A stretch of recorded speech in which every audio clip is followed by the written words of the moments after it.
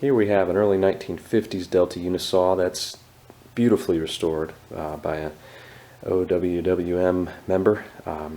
Joe did a great job. Went and met him and picked this up, and working on just bringing it across the finish line. It's going to be pretty sweet when it's all said and done. It's going to look really good. He did a great job, very meticulous in his restoration.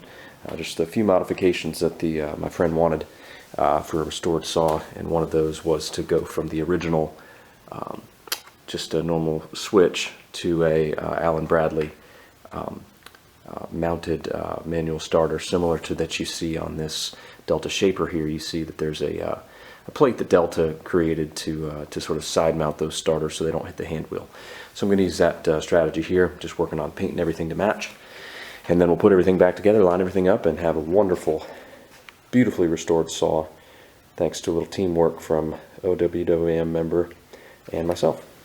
Almost there now. I mounted this Allen Bradley starter and mounting plate, and just had to drill a couple holes here to accommodate the plate, and then it also uses the original holes from the switch box, and then I used a grommet and drilled a hole here for the cord, and got everything wired up properly in the box. So now it has thermal protection, and this was an original stock option, so it is period correct to have the starter mounted like that. And then an upgrade here, I've installed the pop-up splitter. I've aligned it to the blade using a straight edge and made sure everything was in line, and now we'll put the top on and give it some test cuts and see how she does. And here she is, early 1950s Delta Unisaw, completely done. This one is to the nines. The customer really wanted a period correct, done fully, and so that's what we went with, not just functional but period correct and so forth.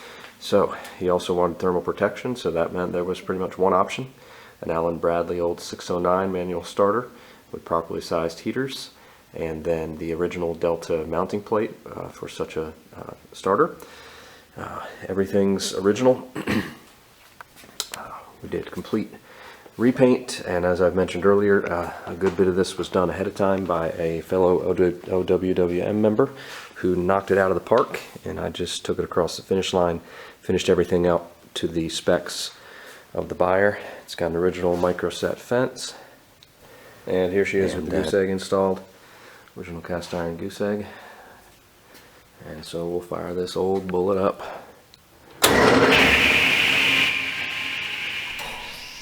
And as usual, just a few test cuts to finish up the restoration. And I just found a couple scraps, a little 3/4 inch piece of plywood, and threw an old combination blade that's pretty dull on here, and then I like to do something a little bit thicker just to make sure that everything's working right. So 1.5 inch thick piece of oak here that ran through just fine, even with the old bullet motor. And just a couple recap pictures like I usually like to do here. The internals were immaculate. Joe did an awesome job on these, even polishing the shafts, and the tabletop he did a great job with as well. And some final shots here from different angles. This one really great teamwork by Joe and myself here, bringing this one to better than original status, I would say, with the goose egg, with the period correct starter.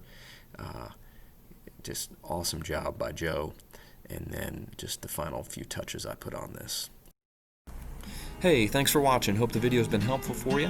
Feel free to subscribe using the subscribe link. And if you've benefited from the channel and enjoy what you see here, consider donating using the PayPal link that's on my banner picture on my YouTube channel homepage. I put out a video per week. Hope they're helpful. Anything else I can do, contact me. Thanks a lot.